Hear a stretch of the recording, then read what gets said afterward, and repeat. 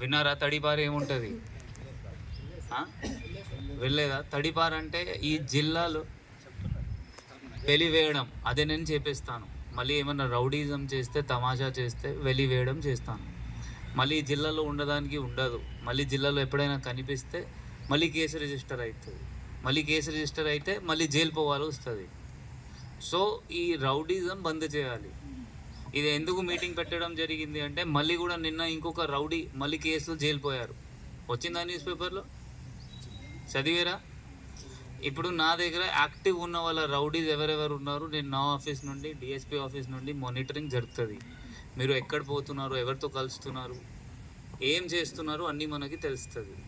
దాన్ని బట్టి మళ్ళీ ల్యాండ్ సెటిల్మెంట్, మళ్ళీ బెదిరించడం, మళ్ళీ ఏమైనా గుడువ చేయడం చేస్తే 100% మనం ఆగము.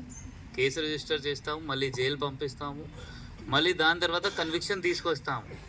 ఇంతకుముందు ఏంటి అంటే కేసు అయితే ఏమవుతుంది, ఇప్పుడు కేసు అయితే శిక్ష కూడా వస్తుంది. ఈ పద్ధతి మార్చుకోవాలి. సో దట్ మీరు మళ్ళీ జైలు పోవడం ఎందుకు అనవసరంగా, అవసరం లేదు అది. సో దయచేసి మీ పద్ధతి మార్చుకోండి, మంచిగా ఉండండి. ఈ గాంజాయి అలవాటు, దొంగతనం చేయడం, అది ఎవరికి మంచి లేదు. ఇంతకుముందు దొంగతనం కేసు అయింది అంటే ఇక్కడ దొంగల వాళ్ళు కూడా ఉన్నారు, స్క్రాప్ అఫెండర్ లేకపోతే హౌస్ అఫెండర్. ఇంతకుముందు కేసు అయింది 10 days 15 daysలో 20 daysలో బెయిల్ వచ్చి బయట వచ్చి ఉంటాయి.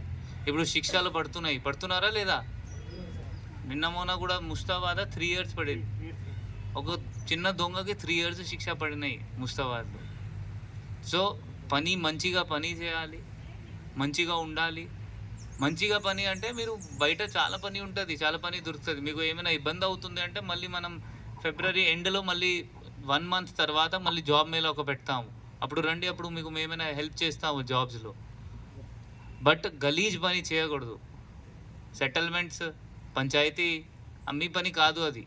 ఆ సివిల్ కోర్టు ఉంటుంది, కోర్టు వాళ్ళు చూసుకుంటారు. సో మీరు అందరు మీ నేచర్ మార్చుకోండి.